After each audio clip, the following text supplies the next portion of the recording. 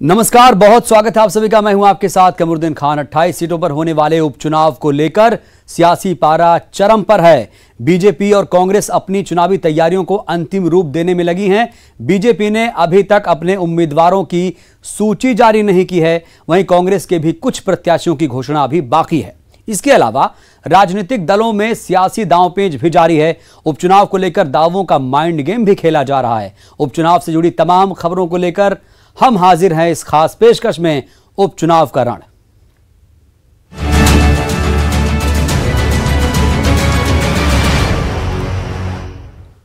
और अब इस वक्त की सबसे बड़ी खबर आ रही है। सबसे बड़ी खबर यह है कि बीजेपी चुनाव प्रबंध समिति की बैठक खत्म हो चुकी है। 28 विधानसभा क्षेत्र में बीजेपी वीडियो रथ निकालेगी। बड़ी खबर, वीडियो रथ के जरिए होगा सरकार की योजनाओं का प्रचार। बैठक में कार्यकर्ता सम्मेलन की भी हुई समीक्षा, जल्द जारी होगी बीजेपी उम्मीदवारों की सूची।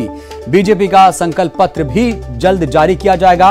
कांग्रेस के लैपटॉप घोटाला आरोप पर बोले भूपेंद्र सिंह, कहा सरकार नहीं खरीद रही लैपटॉप, पटवारी खरीद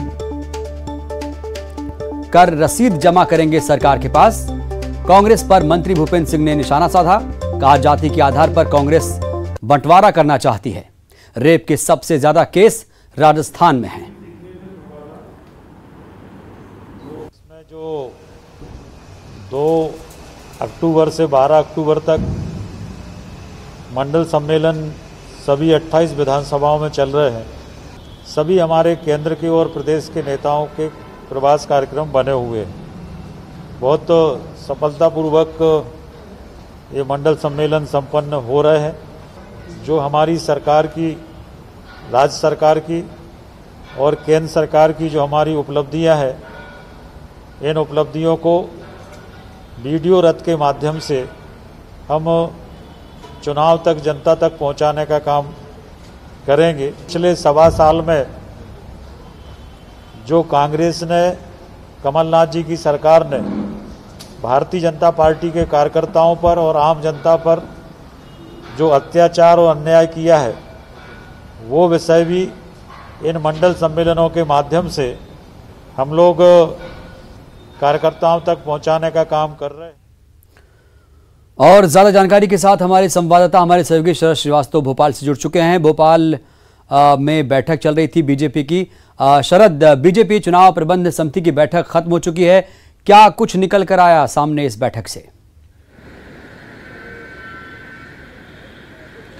बिल्कुल, देखिए ये चुनाव प्रबंध समिति की बैठक है जो लगातार चुनाव की रणनीति को लेकर हो रही है। आज भी ये बैठक बीजेपी प्रदेश मुख्यालय में हुई थी, जिसमें जो चुनाव प्रबंध समिति है उसके संयोजक भूपेंद्र सिंह और मंत्री भी हैं सरकार में, वो मौजूद रहे और तमाम जो सदस्य हैं वो मौजूद थे। आज की बैठक में 2-3 महत्वपूर्ण फैसले किए गए हैं, जिसके तहत जो वीडियो रथ हैं, हालांकि पिछली विधानसभा का जब चुनाव हुआ था 2018 में भी, तब भी इस तरीके के वीडियो रथ बीजेपी की ओर से निकाले गए थे, लेकिन अब एक बार फिर से जो 28 सीटों पर उपचुनाव होना है उनके लिए वीडियो रथ रवाना किए जाएंगे।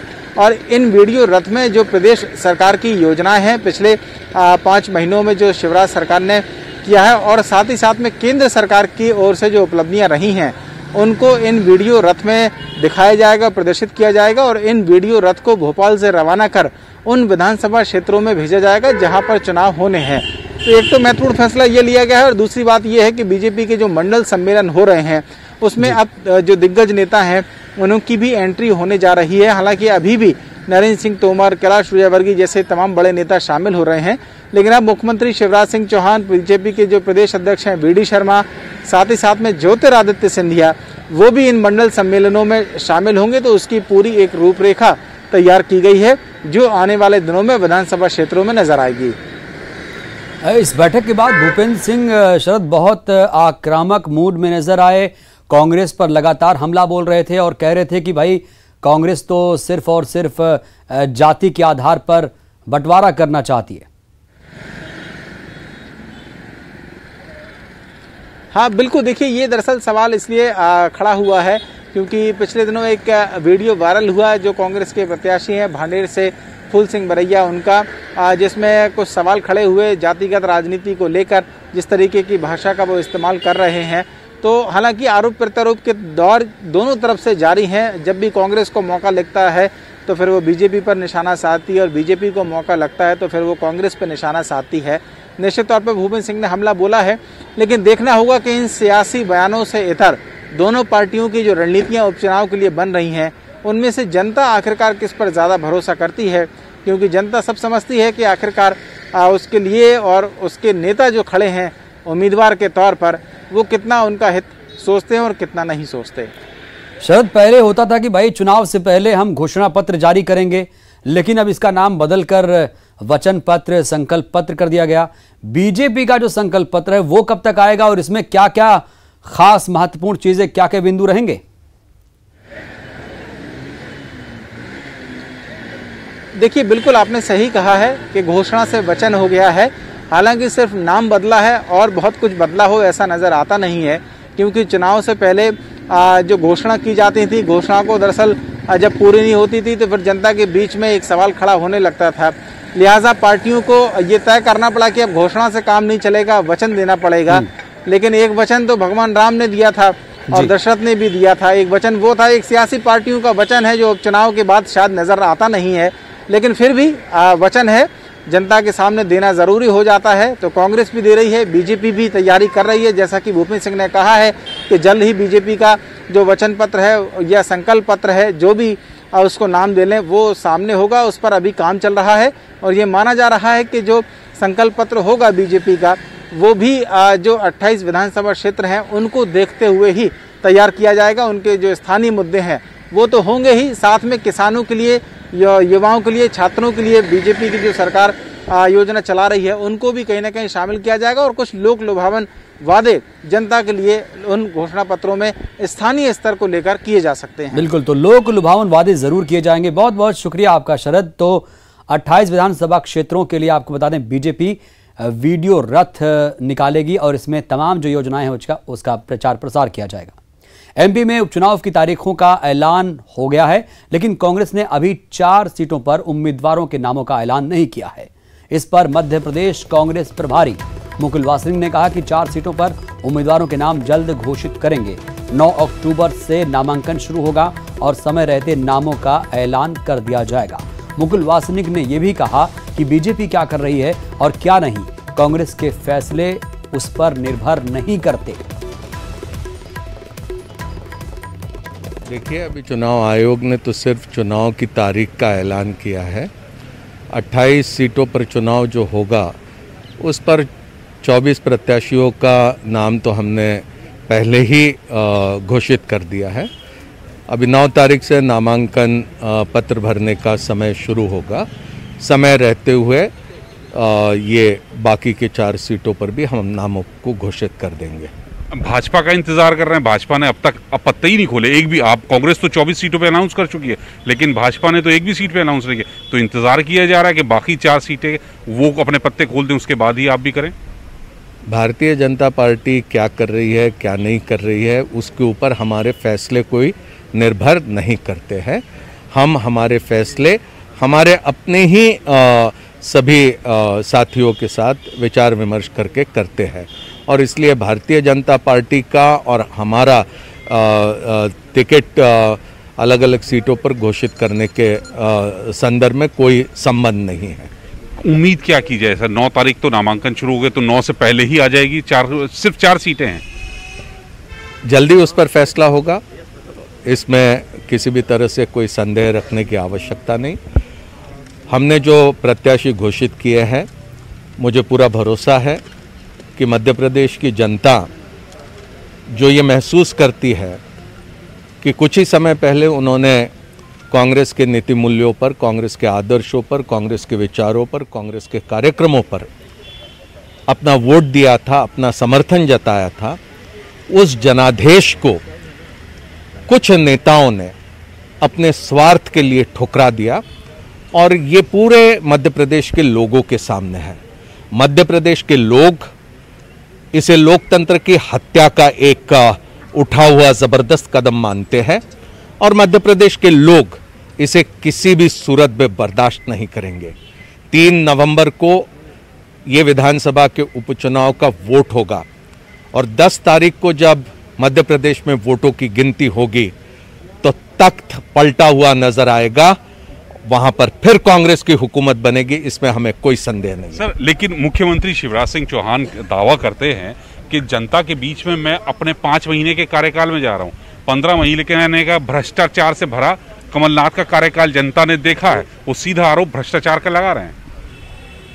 ये भारतीय जनता पार्टी क्या कहती है क्या नहीं कहती है, इस पर बहुत गंभीरता से लेने की कोई आवश्यकता नहीं।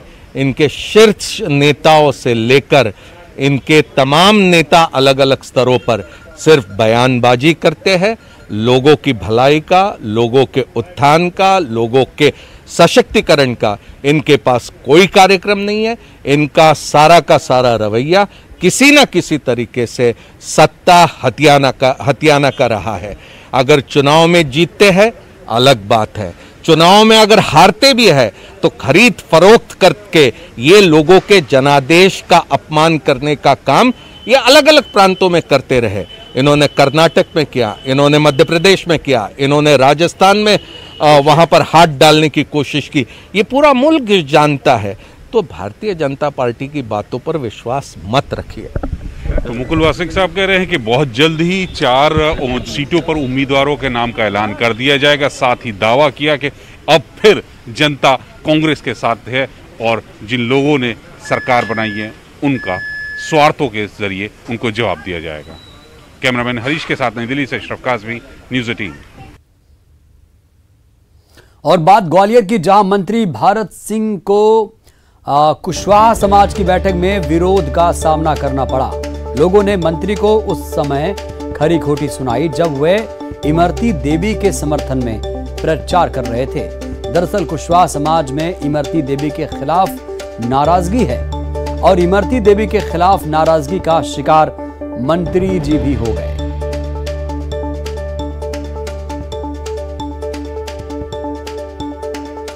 तो राज्य मंत्री भारत सिंह मुश्किल में नजर आ रहे हैं, बुरे फंस चुके हैं। कुशवाहा समाज की बैठक में दिखे लेकिन लोगों ने मंत्री को जमकर खरी खोटी सुनाई है। तुम्हारे वजह से ही है, तो मेरी बात रखो। अरे नहीं कर रहे, मेरी बात रखो।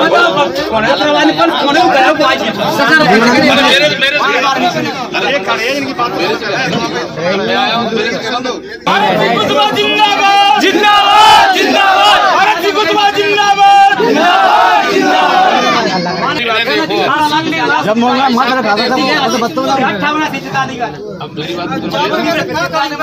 अरे तुम बात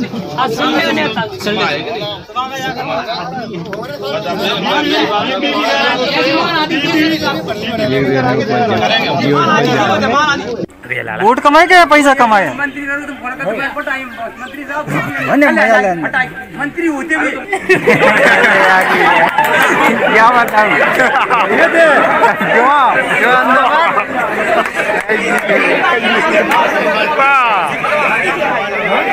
ये जो नहीं आएगी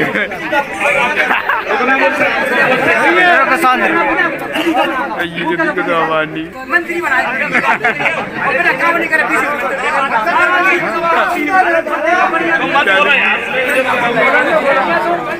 और ज्यादा बातचीत के लिए हमारे सहयोगी इस वक्त ग्वालियर से सुशील कौशिक जुड़ चुके हैं। सुशील, जरा समझाइए माजरा है क्या? कुशवाहा समाज वैसे इमरती देवी के खिलाफ रहता है और अब वो जो भारत सिंह कुशवाहा साहब हैं वो इमरती देवी के लिए वोट मांग रहे थे, जाहिर सी बात है मांगेंगे ही, तो कुशवाहा समाज को इसमें आपत्ति क्या है? बिल्कुल, देखिए कमरुद्दीन, ये डबरा विधानसभा क्षेत्र का वाकया है। यहाँ महाराजपुर गांव में आज राज्य मंत्री भारत सिंह कुशवाहा गए थे। उन्होंने अपनी समाज की मीटिंग बुलाई थी और उस मीटिंग में करीब 500 से ज़्यादा स्थानीय लोग शामिल हुए थे, ग्रामीण लोग शामिल हुए थे। भारत सिंह कुशवाहा ने जैसे ही समाज के लोगों से मंत्री इमरती देवी, जो यहाँ से भारतीय जनता पार्टी की संभावित यानी होने वाली प्रत्याशी है, उनके समर्थन में मतदान करने के लिए और उनके लिए प्रचार करने के लिए समाज के लोगों से, युवाओं से आह्वान किया था इस बैठक में। इसी दौरान बैठक में मौजूद कुछ समाज के लोगों ने मंत्री भारत सिंह कुशवाहा के सामने विरोध जताया। उनका ये कहना था कि जब इमरती देवी को पहले वोट दिए, मंत्री बनी, तब तक उन्होंने समाज के लिए कोई काम नहीं किया डबरा अंचल में। उसके बाद 1.5 साल तक वो मध्य प्रदेश की कांग्रेस सरकार में मंत्री रही, तब भी काम नहीं किया और उसके दौरान विरोध भी कई बार उनका सामने आता रहा है कुशवाहा समाज से। यही वजह है कि भारत सिंह को उन लोगों ने इसी बात के लिए हिदायत दी कि मंत्री इमरती देवी ने अभी तक उनके लिए, समाज के लिए विकास काम नहीं किया, इसलिए हम वोट उनको नहीं देंगे। यही वजह है कि उपद्रव बढ़ता देख, भीड़ बढ़ती देख भारत सिंह कुशवाहा के समर्थकों ने भी अन्य लोगों को समझाइश दी और उस दौरान नारेबाजी भी करने लगे। सबसे बड़ी बात यह है कि डबरा विधानसभा क्षेत्र में 16,000 कुशवाहा मतदाता है। यही वजह है कि भारतीय जनता पार्टी अब ये प्रयास कर रही है कि कहीं न कहीं कुशवाहा मतदाताओं को भी भाजपा से यानी इमरती देवी के पक्ष में जोड़ा जाए। इसी की रणनीति के तहत राज्य मंत्री भारत सिंह कुशवाहा, जो उस समाज का प्रतिनिधित्व करते हैं एक तरह से, उनको भेजा गया था। लेकिन कहीं न कहीं ये जो विरोध इस बात के संकेत दे रहा है कि इमरती देवी का अपने ही इलाके में कई जातिगत विरोध सामने आ रहे हैं। पुराने दिनों में उनके कई बयान वाले वीडियो भी वायरल हुए थे, उसके चलते भी वो सुर्खियों में और विवादों में रही।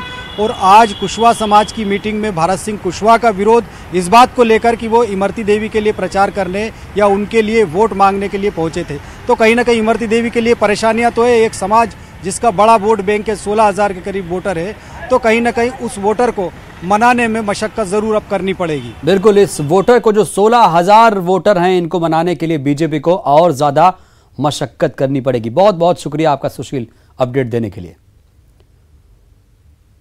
वक्त एक छोटे से ब्रेक का। हाजिर हूं अब बात एक वायरल वीडियो की, जिसके आधार पर बीजेपी नेता बिसाहू लाल साहू पर कांग्रेस ने नोट बांटने का इल्जाम लगा दिया। कांग्रेस का कहना है कि वायरल वीडियो में वो लोगों को नोट यानी पैसे बांटते नजर आ रहे हैं। कांग्रेस ने आपत्ति जाहिर करते हुए चुनाव आयोग से संज्ञान लेने की मांग की है। कांग्रेस ने प्रलोभन और भ्रष्टाचार से चुनाव को प्रभावित करने का आरोप लगाया। कांग्रेस इसकी शिकायत चुनाव आयोग में करेगी। हालांकि कांग्रेस के आरोपों पर बीजेपी ने पलटवार किया और कहा कि ये फोटो पुरानी है। बच्चियों के कलश में उन्होंने 100 रुपए डाले थे, लेकिन अब पुराने फोटो को लेकर सियासत तेज हो चुकी है। भारतीय जनता पार्टी के उम्मीदवार बिसाहू लाल जी अनूपपुर में जिस तरह से नोटों की गड्डियां लेके लोगों को बांट रहे हैं, ये भयानक आपत्तिजनक कार्य है। चुनाव आयोग को तत्काल इसका संज्ञान लेना चाहिए। जो वीडियो जो उनका वायरल हो रहा है, जो तस्वीरें सामने आ रही हैं, उसमें वो 100 रुपये के नोट की गड्डियां लेकर मतदाताओं को बांटते हुए दिखाई पड़ रहे हैं। प्रलोभन के माध्यम से, भ्रष्टाचार के माध्यम से चुनाव को प्रभावित करने की ये जो कुटिल चाल है, ये बेनकाम हो गई है। ये वही है, ये कांग्रेस का जो है सारा का सारा फेक न्यूज, फेक वीडियो सब उन्हीं का है। कभी की कोई बात कहीं चुपकाते हैं। अरे भाई, चुनाव लड़ो ना सामने आके। बिसाहू लाल जी बहुत लोकप्रिय नेता हैं और कोई पहली बार चुनाव नहीं लड़ रहे हैं। उनका पूरा जीवन चुनाव लड़ते हुए गया है। आधा दर्जन बार से अधिक विधायक मंत्री रहे हुए हैं, काफी सालों तक मंत्री रहे वो। तो इस तरह का जो है ये अच्छा नहीं है। वही मंत्री बिसाहू लाल साहू का कहना है कि उन्होंने परंपरा के तहत बच्चियों को कलश उठाने पर पैसे दिए थे और बताया कि ये मंत्री बनने के बाद का वीडियो है। यहाँ पे विधायक बना और इसके बाद मंत्री भी बना। हमेशा मेरा ग्रामीण अंचल का दौरा होता है और गांव वाले, यहाँ के बच्चे बच्चियाँ, पूरे गांव वाले कलश लेके मेरा स्वागत करते हैं। अभी मंत्री बना तो उसमें भी मेरी कई शासकीय दौरा हुआ और जहाँ गया उसमें सैकड़ों, कहीं 10 जगह 10 लोग, कहीं 20 लोग कलश लेके खड़े रहते हैं स्वागत करने के लिए। आचार संहिता लगी नहीं थी उस समय। मैंने किसी को 10 रुपया, किसी को 100 रुपया करके बच्ची जो खड़े रहे उनको सबको दिया, क्योंकि वो कलश लेके खड़े हैं। और भारतीय जनता पार्टी की परंपरा है कि सबसे पहले कन्या पूजन होना चाहिए, इसके बाद कार्यक्रम शुरू किया जाए। तो ये जो 100 रुपया क्या जो वायरल हो रहा है, ये हमेशा हमारे जिले की परंपरा रही, मेरी परंपरा रही। जब भी गांव में जाता हूँ ये तो सब लोग आत्मिक स्वागत करते हैं। बच्चियाँ कलश लेके खड़ी रहती हैं तो उनको 100-100, 50 रुपये जो भी होता है उनको अपन देते हैं। ये कोई बहुत बड़ी बात नहीं है। आचार अगर आप देखें तो चुनाव आचार संहिता लगने के पूर्व या कि पहले भी जब भी किसी गांव में आप लोग भी जाते होंगे तो बच्चियां खड़ी रहती हैं तो उनको 150 रुपये देते रहते हैं। इसमें काहे का आचार संहिता का उल्लंघन? और ये सब पूर्व के फोटो हैं। कांग्रेस के पास इसके अलावा कोई चारा है नहीं। उनको मालूम हो गया है कि हम चुनाव हार रहे हैं, कोई कंपटीशन रह नहीं गया, को नंबर पे नहीं है। और कांग्रेस के जिलाध्यक्ष को भी मालूम है कि 3 तारीख तक के अध्यक्ष है, तो उसके बाद कहा गया था अखिलेश सिंह अध्यक्ष हो जाएगा। तो सब अपने अपने जुगाड़ में लगे हैं कि किसी तरह से हमारा बचा रहा है कुर्सी। चुनाव तक के पार्टी है, उसके बाद कोई पार्टी। और अब बात छत्तीसगढ़ की। मरवाही उपचुनाव के लिए सरगर्मियां तेज हो चुकी हैं। कांग्रेस के 7 दावेदारों का पैनल बन चुका है। 9 तारीख को प्रदेश चुनाव समिति की बैठक होगी। चुनाव समिति की बैठक में उम्मीदवार के नाम तय किए जाएंगे। चुनाव समिति की बैठक से पहले अंतिम सर्वे भी किया जा रहा है, यानी हर स्तर पर अपने आप को मजबूत करने की कोशिश हो रही है कांग्रेस की तरफ से। तो मरवाही का महासंग्राम जारी है। तो मरवाही उपचुनाव के लिए कांग्रेस और बीजेपी ने प्रत्याशी करीब करीब तय कर लिए हैं। दोनों ही पार्टियां इस बार डॉक्टरों पर, जी हां, डॉक्टरों पर दांव आजमाने की तैयारी में है। कांग्रेस में block medical officer doctor Krishna Kumar और बीजेपी में सर्जन डॉक्टर गंभीर सिंह के नाम पर विचार किया जा रहा है। बीजेपी के पैनल में अर्चना पोर्ते, योगेंद्र नहरेल और समीरा पैकरा का नाम शामिल है। कांग्रेस ने भी नामों का पैनल तैयार कर लिया है। बताया जा रहा है कि 9 अक्टूबर को प्रदेश प्रभारी पीएल पुनिया की मौजूदगी में चुनाव समिति की बैठक के बाद प्रत्याशी फाइनल होंगे। हम कांग्रेस का इंतजार नहीं करते। कई बार ऐसा होता है कि अपनी एक स्ट्रेटेजी होती है, स्ट्रेटेजी के तहत इस तरह की चीजें भी होती हैं, लेकिन सामान्यतः बीजेपी इस चीज का इंतजार नहीं करती। आपने देखा कि हमारी सूची पहले डिक्लेयर हो जाती है और मुझे लगता है, मुझे नहीं मालूम कि कांग्रेस कब सूची डिक्लेयर करेगी, लेकिन ये तय है कि बीजेपी का जो प्रत्याशी चयनित होगा केंद्रीय चुनाव समिति। उपचुनाव किरण में इतना ही। दीजिए इजाजत। नमस्कार।